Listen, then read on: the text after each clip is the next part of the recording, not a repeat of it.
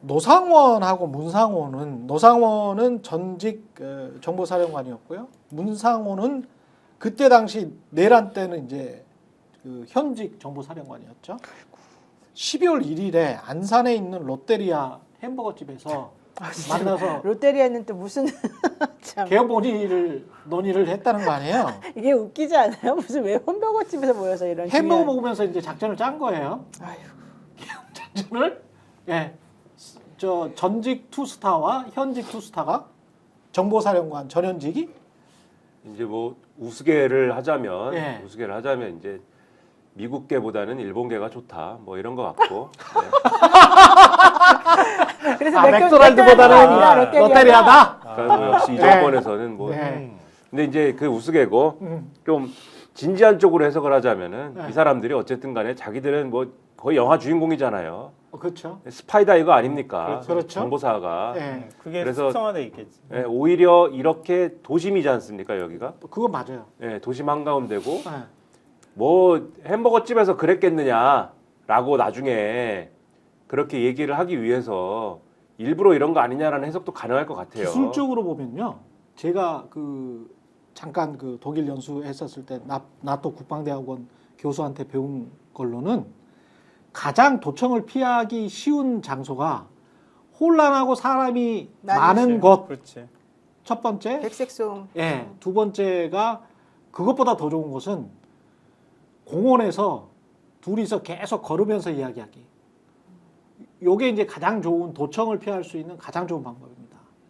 가장 좋은 방법이고 아니면 이제 특별한 시설에 가야 돼요. 안 그러면은 미국의 도청을 피할 수 있는 방법, 각국의 정보기관의 도청을 피할 수 있는 방법이 마뜩지가 않아요.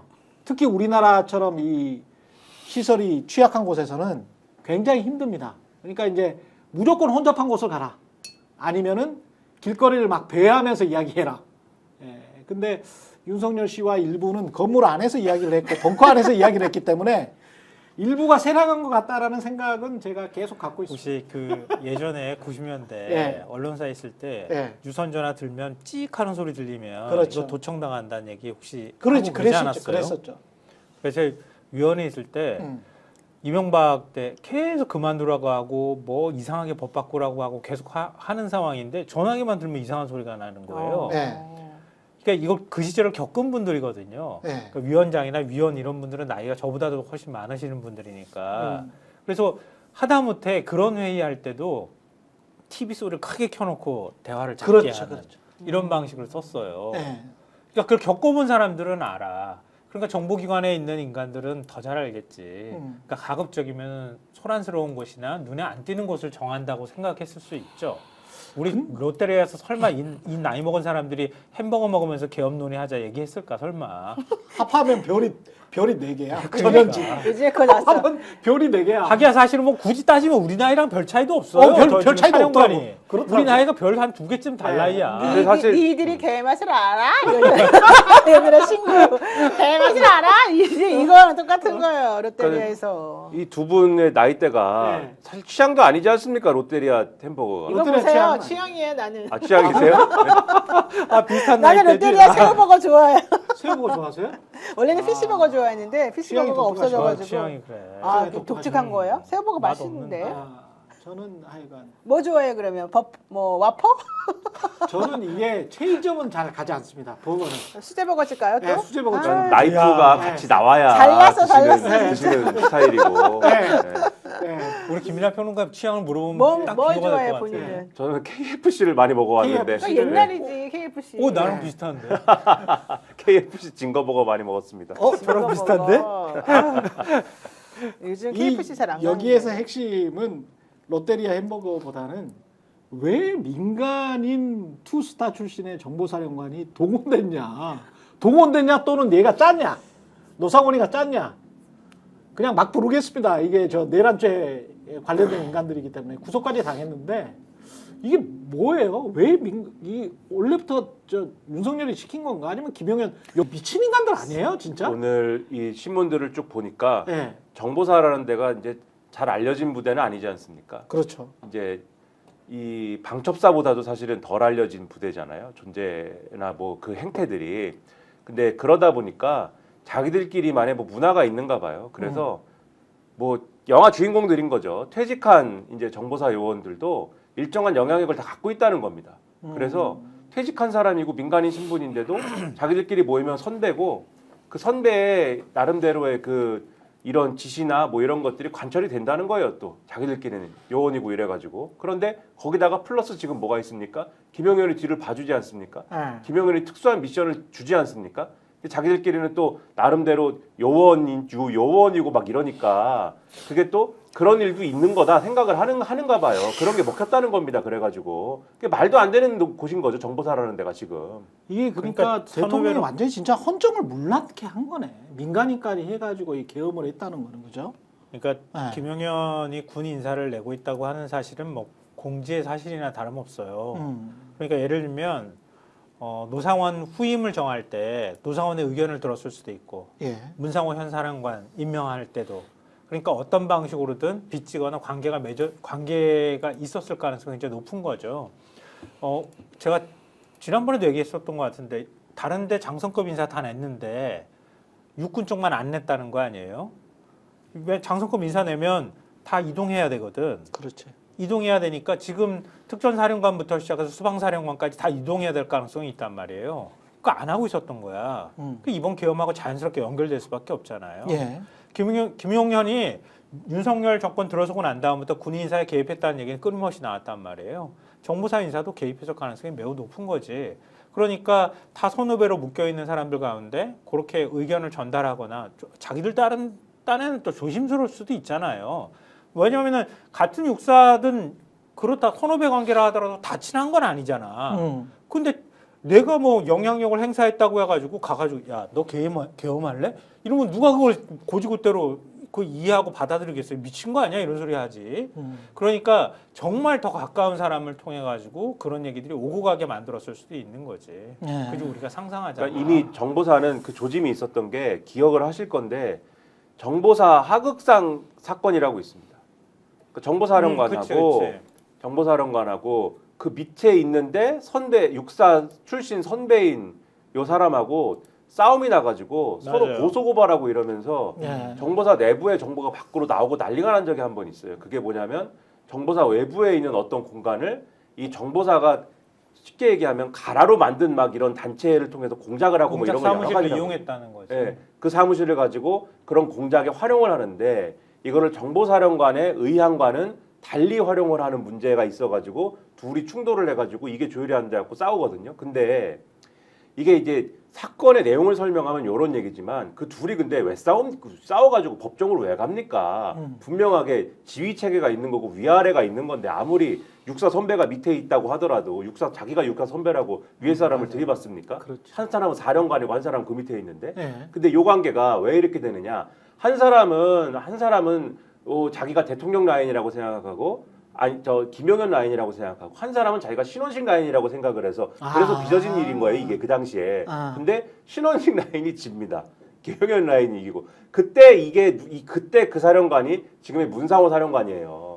그러니까 이때부터 이런 문란한 어떤 관계들이 시작이 되고 물란한 관계요? 그죠 아주 궁정문란이죠. 구조문란이죠. 네, 그리고 이 이전에 블랙 요원들 명단이 막 그 이제 맞아요. 다 무력화돼가지고 중국에서 넘어갔죠. 빠져나갔잖아요. 네, 중국에 넘어가고 이런 일들이 막 발생을 합니다. 아니, 지들끼리 또 저 하나에 만든 거야. 그것도 이 인사 문제에서부터 시작된 게 아니냐라는 문제가 그때부터 있어요. 그러니까 신원식이 꽂는 사람, 정보사를 두고 그러니까 신원식이 꽂는 사람, 김영현이 꽂는 사람 이 둘은 아닌데 또 대통령 쪽에 누군가가 꽂는 사람 악의 다툼이 있었던 거고 그런 상태라고 하면은 이 정보사라는 또 조직의 특성상 이 정식 라인에 있는 사람들만 끼는 게 아니라 지금 외곽에 있는 정보사에서 나온 원래는 요원 출신이기도 하고 그 요원들하고 관계가 있는 이런 퇴직 요원들까지 다 끼워가지고 이 굉장히 이제 군정의 문란들이 이루어지는 상태였던 겁니다. 근데 그거를 정리하거나 이렇게 제대로 된 어떤 정보사를 만들자 이런 게 아니라 이 정권은 그 관계들을 활용해 가지고 계엄을 갖고 이 내란 음모를 만드는데 활용하자. 지금 이렇게 접근한 거죠, 상황을. 그 아까 말했던 그 사무실이 예비역 모임 사무실이에요. 예비역들이 쓰는 사무실이었다고 공작 사무실이. 예. 얘기는 뭐냐면 정보사는 굉장히 소수 인원이잖아요. 그러니까 한 번 라인을 만들면은 정보사에서 예편을 해도 그 취업도 라인을 계속 유지해야 되잖아. 그러니까 예비역들의 존재가 되게 중요하다고요. 그렇죠. 인수인계를 해줘야 되잖아. 그 인수인계를 취업도 안 해도 자기가 은퇴하면 또 이렇게 그렇지. 인계해 주는구나. 은퇴하고 난 다음에도 아마 계속 일을 하게 해줄 가능성이 높아요. 그러니까 예비역들이 입김이 굉장히 셀 수밖에 없지. 예비역이 거의 현역처럼 활동할 수도 있고. 그러니까 지금 노상원 같은 경우에도 역시 비슷한 일들을 계속하는 예비역 모임을 이끌었을 가능성도 있고 어찌 됐든 간에 계속 개입했을 가능성이 있는 거지. 그리고 아까 얘기했던 것처럼 친밀도나 이런 것들로 볼 때 노상원을 통해서 얘기하는 게 좀 더 편했을 수도 있었겠지. 생각해 보니까 군사정권의 관행이 우리가 국정원 요원들도 퇴직하고 나서 특정 기업에 꼭 가잖아요. 그러면 그 특정 기업은 국정원 요원들을 통해서 전직 요원들을 통해서 어떤 적당한 로비와 적당한 어떤 정보를 먼저 알아내고 그걸로 가지고 밥을 먹고 사는 국정원 전직 요원들이 굉장히 많았었거든요. 아예 국정원 자리가 기업들에 있을 거예요. 국정원 자리라고 아예 있을 옛날에는 거야. 있었어. 분명히 지금도 있었고. 있을 거예요. 그리고 이제 그 극우단체라고 할 수 있는 어떤 기업도 이거는 사실 극우단체가 아니고 법정단체인데 법정단체도 그 밑에 관리하고 있는 아예 소유하고 있는 기업이 있어요. 맞아요. 제가 알기로는 한전산하의 어떤 기업인데 그거는 다 아주 쉽게 이제 용역 서비스만 하는 그런 기업인데 이런 거 같은 경우는 꽂아넣기도 쉽겠다. 네, 좀 생각해 보니까 이런 기업들이 있거든. 이게 박정희 이후 때 나타난 적폐가 아직 한국 사회에 사라지지가 않고 그대로 있는 그런 이상한 그런 공기업들이 있습니다. 희한한 곳들이. 정보사라는 조직이 얼마나 폐쇄되어 있는 예. 조직이냐면은 우리 동네에 정보사가 있었거든요. 예. 그래서 정보사에 있는 분이 그 이문정 살았어요? 아니요. 정보사가 저기 있었잖아요. 법원 있는 근처에. 맞아요. 지금 옮기기 전에 예. 거기 정보사가 있었단 말이에요. 그래서 관사도 같은 동네에 있었어. 동네 사람으로 연결이 되잖아요. 근데 예편하신 분인데 미스터 트롯, 미스트롯 TV조선이 막 뜰 때 네. 그분이 그랬다잖아요. 그거 보면서 저거 문재인 정권의 공작이야. 그랬다잖아. 그 왜 공작이냐 그랬더니 이건 우미나 전략이야. 우리 보수 그렇게 야 역시 정보사 본인들이 했던 거. 정보사 요원답다. 예, 본인들이 했던 거를 그대로 이제 써먹는다. 우리 사회 간첩이 압력하고 있는데 이상해. 이걸 그리고 우미나시키기 위해서 TV조선을 활용해가지고 예. 국민들을 저렇게 트롯에 빠지게 만들고 있다. 문재인 정권에서 그렇게 얘기를 했다는 얘기를 제가 전해 들었어요. 그냥 부정선거 얘기를 하면은 그렇죠. 얼마나 이게 잘 먹히겠습니까? 잘 그런 먹히지. 사람들한테. 이런 사람들한테 잘 먹히지. 나는 그런 게 진짜 그렇게 잘 먹힌다는 것 자체가 좀 상상이 안 갔는데 아니 솔직히 다 설명을 해줬대잖아요. 그리고 법원에서도 무죄 나오고 검찰에서도 불기소 나오고 한두 번이 아니에요. 그렇지. 게다가 부정선거 할 수 있는 방법이 정확히 뭐예요? 뭐가 부정선거예요? 사전투표? 뭐 전자를 이렇게 개표하는 거? 그래서 하도 선관위에서 어이가 없어가지고 다 진짜로 수비를 개표도 해주고 이것저것 다 해줬잖아요. 문제라고 되는 것도 한 번씩 확인도 해주고 그거 한 번씩 확인하는데 돈이 그렇게 많이 들어가는데도 해주고도 대통령은 그 말을 도대체 믿지를 않았다는 거잖아요. 이 사람들의 그 잘못된 신념이 너무 확고하고 뿌리 깊어가지고 아무도 이거를 해결할 수 없었다는 건데 그것 때문에 대통령이 거기에 완전히 꽂혀가지고 이런 짓까지 지금 저질렀다는 거 상상이 저는 솔직히 너무 안 되는데 여기에다가 지금 실제 대통령의 뭐 40년 지기 친구라는 석동현 변호사는 내란이 아니라 소란인데 왜 이러냐 이딴 얘기를 지금 하고 있잖아요. 그런 사람들을 친구라고 옆에 주변에 두고 있으니 자리에다가 아이고, 두고. 정말 한심해서 아유. 근데 좀 그래가지고 그 생각도 했어요. 이거 뭐 이제 끝날 예, 때가 거의 다 끝났습니다. 돼가지고 예. 말씀드리지만 기재부 장관한테 메모 줬다잖아요. 대통령이. 예. 겸 메모가 헌파할 아니고 때. A4 용지. 줬다는 네. 거죠. A4 용지. A4 그 거기에 예비비 얘기했다고 얘기를 하잖아요. 돈 얘기도 있었어요. 근데 예. 내년 예산안에 예비 엄청나게 많이 집어넣어놨잖아요. 그렇죠. 그 이유가 뭐였을까? 보통 1조 5천억 정도밖에 안 되는데 예비비가 내년 예산안에 4조 원이 넘었었다고 하죠. 4조 2천억인가 얼마 근데 민주당이 됐다고 하거든요. 삭감한 예산 중에 예비비가 2조 원이었어요. 그리고 근데 거기서 원래 한 삭감한 4조 얼마였는데 4조 원이 넘었어요. 예, 근데 2조 원을 삭감했거든요. 그러니까 이게 민주당 내 핵심들은 뭔가를 눈치를 분명히 챘던 것 같아. 근데 민주당은 네. 사실은 대통령이 그 예비비에서 자꾸 외국 순방 나가는 거 돈 쪽쪽 빼다 쓰거나 엉뚱한 데다가 자꾸 써버리니까 그리고 대통령이 외국에 나가서 허세 부리면서 돈 우리가 뭐 이거 지원해 줄게 그렇죠. 뭐 이렇게 한다거나 우크라이나 지원하거나 이런 것도 예비비에서 뺏어줄 가능성이 있으니까 예비비를 삭감한다고 삭감했는데 계엄 생각을 했다고 하면은 내년 예비비 넉넉하게 잡아놔 이렇게 했을 가능성도 있지 그렇지. 사실은. 그 완전 다 의심스럽네 이제 아니 보니까. 왜냐하면은 그 서류로도 증명이 된 게 방첩사였는지 그 서류에 예산에 체포 전담 변호사, 체포와 구속 전담 변호사를 변호사까지. 원한다. 그래도 구인 공고까지 내려고 했고 그 그- 비용은 따로 지금 계산을 해놨다는 거 아니에요. 그리고 예산은 더 많이 책정을 해놓고 이런 것들을 보면 언제부터 이자들이 이런 생각을 가지고 있었는지 계획을 짰는지는 이건 진짜 아니. 특검해서 하나하나씩 다 밝혀야 돼요. 여인형 얘기로만 봐도 네. 올 초여름부터 얘기가 나왔었다고 얘기를 하는 거고. 그렇지. 아무리 못해도 11월 얘기는 네. 나오니까. 그럼- 그리고 11월 얘기도 나오고 그러니까 네. 예산안 짤거나 이렇게 할 때 충분히 얘기가 들어갔을 가능성이 있죠. 여유롭게 짜놔라. 이 정도 얘기는 뭐 남들한테 얘기하지 않아도 대통령실에서 꽂으면 얘기가 들어가는 거니까 기재부로. 네. 그렇게 하면 만약에 어떤 상황이 발생했을 때 대응 가능한 여윳돈이나 이런 돈을 만들어 놓을 필요는 있었을 거예요. 그런 걸 계산해 넣었다고 하면은. 이거는 진짜 법대로 처벌하고 절대 사면 좀 해주지 맙시다. 다음 정권 어느 정권이 되든 간에 절대 사면하면 안 돼요. 그래서 곽상원 변호사가 네. 사면 내란죄에 대해서는 사면해주지 못하도록 법안을 지금 발의한다고 아예. 했잖아요. 예. 지금 뭐 하면 얘기예요. 지금 가두는 것도 지금 못 하고 있는 마당에. 아니 애들은 분명히 가둘 수 있겠지. 그거 맞아요. 그 미리 아. 해놔야 돼. 네.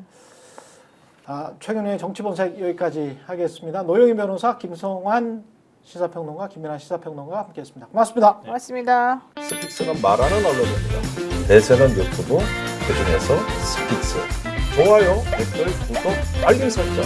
여러분이 저희를 사랑해 주시고 우리가 여러분을 사랑하는 4가지 방법입니다.